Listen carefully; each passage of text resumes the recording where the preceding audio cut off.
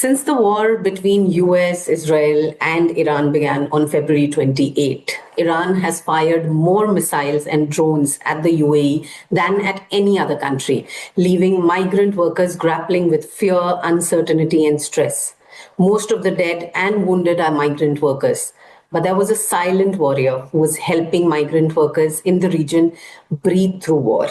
Joining us today on timesnow.in is Laxmi Parekh, a Dubai-based IT specialist who, alongside her full-time job, spends her weekends conducting free mental health workshops that help migrant workers. Welcome to Times Now, Laxmi, and how are you doing? Thank you. I'm doing good. Thank you. Feel overwhelmed for inviting me over your channel. Pleasure. No, but the work that you're doing, I mean, it's so important, the recent conflict, the way it has touched migrant workers, and who better than you can tell us about it. So what exactly were they facing, and, how really you went through the whole training program? So please tell us. Sure. So the dazzle that we see in Dubai, there is a lot of migrant workers who work behind the scenes, behind the city that we see. These migrant workers span across constructing buildings, getting your deliveries home, and the maintenance that happens, this beautiful country, city. So they are the real people working behind the scenes. Now, they stay in something called camps, okay? They live in labor camps, which is not in the heart of the city. They're all over, spread outside the city. And the only access they have to the city or to the airport is through the transportation buses organized by the companies that they work for. Now, during the war, it's by them. We too were full of anxiety. We could hear the drones falling in. We could hear the sounds, our buildings rattling. So there was this intense anxiety on whether we should be leaving the country, whether we should be staying back. So that kind of dilemma, even when people like us face, it was pretty obvious that people like them would face the same anxiety. They get calls from home saying that come back to the country, do not stay there, your life is more important. But then they have the dilemma on whether, if I leave the country, am I going to be able to come back? And I'm the only bread earner. So they were stuck between, what they should be doing. And there was no one to even tell them what's happening. They just listen to YouTube and the Insta videos saying Burj Khalifa under fire, attacks here, they're just hearing all of this negative news with no one being able to counsel them on what to be doing next. So there was this complete anxiety, this complete stress that they were going through, and therefore their management also did not know how to handle them. So that's when they approached us saying, breathe in some kind of hope in them, breathe in some kind of sense on what's happening. So I took over that task, and it was not only weekends. I needed to go even during week evenings because that many people needed to be covered. Yeah. So I would travel to the labor camps all over. In fact, that itself was anxiety for my family, that you're leaving and you're going to be on the roads most of the evenings. So I went into the labor camps, and I would find 100 plus workers waiting for me outside the camp, waiting for me to come. I wanted to ask you, how do workers, because it's still a topic that's more like a stigma, how are they responding to counseling or psychological support? Yeah. So this time they started with anxiety. Maybe this lady who's going to come in, I'm going to ask her questions and I'll be able to make a decision. So with that hope, they entered my sessions. In fact, they were in hundreds, and I have to limit the numbers, saying I cannot talk beyond this. I don't even have a mic with me. So I had 150. That was the largest one size session that I conducted. And I would tell them, I just would start simply by saying, I know you're hearing a lot of things, there's something called a missile, something called a drone, something called an interceptor, shrapnels, let's just forget everything else. Let's try and understand what this means. So I actually drew on the board saying, this is what a missile means. This is what a drone means, likening them to some Hindi movies saying, if you want to fire something, and this is how the evil man attacks, and this is how an interceptor, a good man, intercepts. Yeah. So let's understand that first. So I first got them to understand that. Then I said, okay, now how does this interception happen? The interception happens because UAE has one of the sharpest interceptors called THAAD. It's called THAAD. So I taught them in simple Hindi, mere paas THAAD hai, hamare paas THAAD hai. Be proud that you have a THAAD, which is the interceptor. Now, Yeah. if a good man is intercepting a bullet, there is going to be sound. There is something that you've got to get accustomed to. In fact, you should rejoice with that sound that, one more THAAD has intercepted. So that was the first sigh of relief they had. And I made them repeat after me that, hamare paas THAAD hai. And that gave them the first positive assurance. Second assurance was, look, I'm not talking from thousands of miles away. I'm talking right in front of you. So my life is as important as yours, or yours is as important as mine. And I'm standing here and I'm saying I'm not leaving this country. I trust this country to protect me. So build that trust in you as well. So as a father of a family, you will always tell your family, trust me, I will take care of you. The same way this government is saying, trust us, we will take care of you. So leave that to them. Okay, Such a this is the second. reassuring thought must have been for them. Yes. Yeah, this was the second mantra I gave them. The third thing I told them is, you'll hear in YouTube, Insta, and all these videos and news channels, you'll hear that, Burj Khalifa under fire and Al Barsha is under fire. But if you look minutely into the video, the Al Barsha fire was in 2025. It's all coming Fact up in checking. Insta today. Yeah. Reading it without even looking at the date. Yeah. And we're talking about Burj Khalifa on fire. Burj Khalifa is just across the window here. And I'm standing right in front of Burj Khalifa. It's not there. There's nothing. So please do not get overwhelmed with all these news channels. Trust only the official channels by Dubai. And those channels will give us the real numbers. Okay. Whether it really indeed a fire is erupted or not. So not fear shrapnels, the sound of shrapnels, trust the government, and rely only on the real news from the real channels which are being relayed by the Dubai government. So then, of course, there were a lot of precautionary measures that the government was publicizing, like do not go near the windows when you hear a sound, which is so simple to understand, but so difficult to implement. Yeah. Whenever there is a noise, everyone tends to run to the window. Correct. And what happens is shrapnel rattles your glass and the glass hits you. So you're not hit by the shrapnel, you're hit by the glass that is going to be heading to you when such things happen. So stay away from the windows. The government is screaming over the rooftop. Learn to implement. It's a very small thing. And trust your management. If your management is saying go and take recourse to this particular hall, stay there till things are normal, listen to them.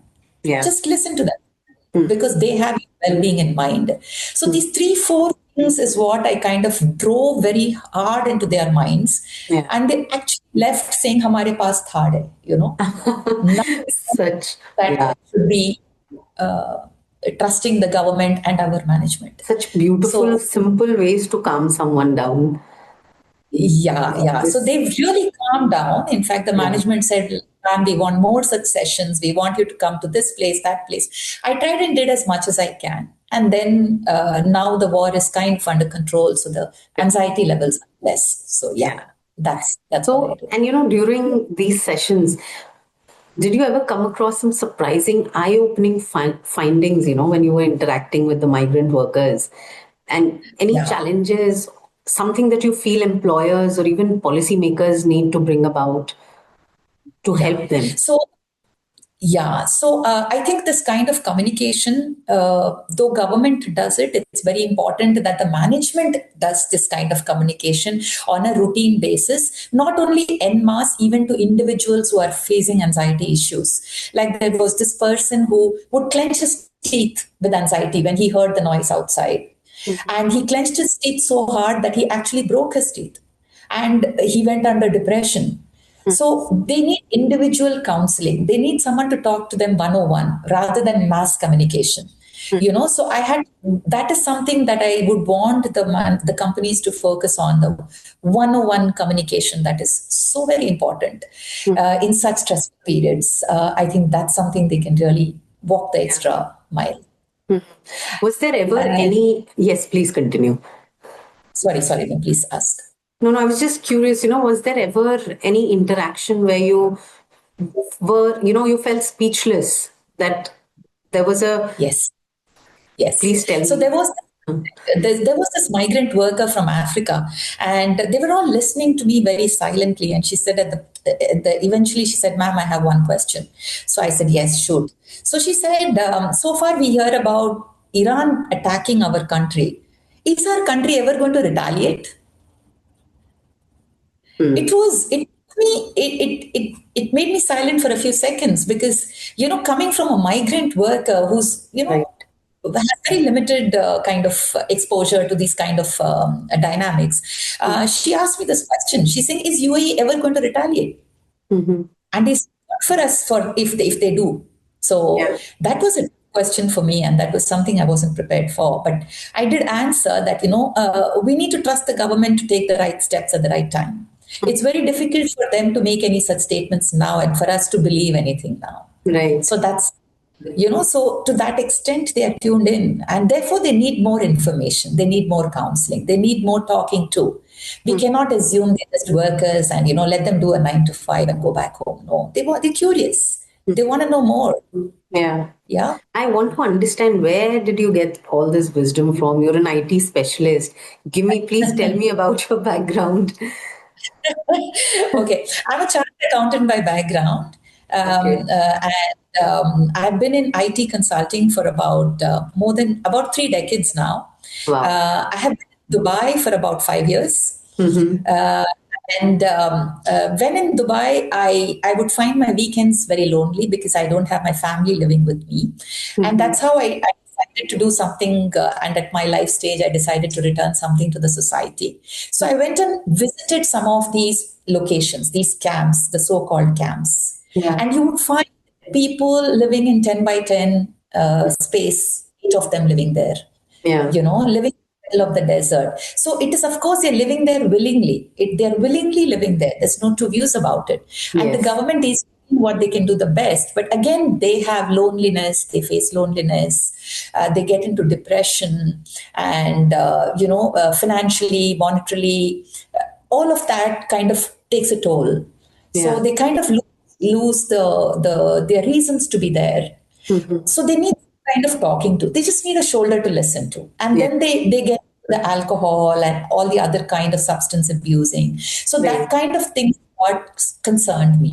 So Mm-hmm. I started connecting with them, talking to them in multi languages, whatever languages they want. And they all come from different cultures. Right. If you ask culture what's most important to you, they will say something like woman and wine. Some other culture will say, "No, family and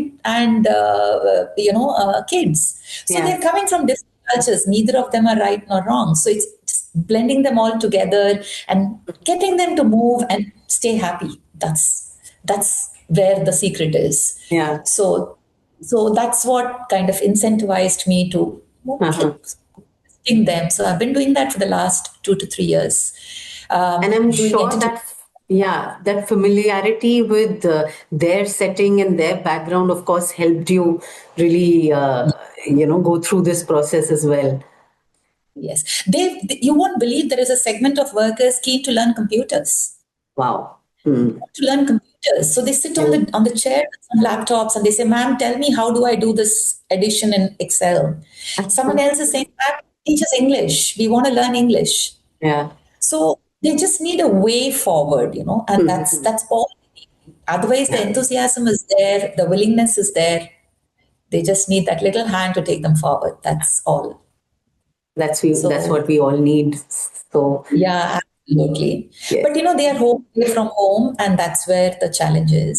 absolutely. Um, yeah, and they cannot keep flying home the day they decide to. They've got to take permissions, they've got to plan it out, and then go to their home country. So there are years, maybe 2 years, they've not seen their family, they've not seen their That's what it is. kids. Yeah. Uh, and that's where that kind of silence creeps in. Mhm. And then they resort to alcohol, which again is not good for them. So, how do you de addict them?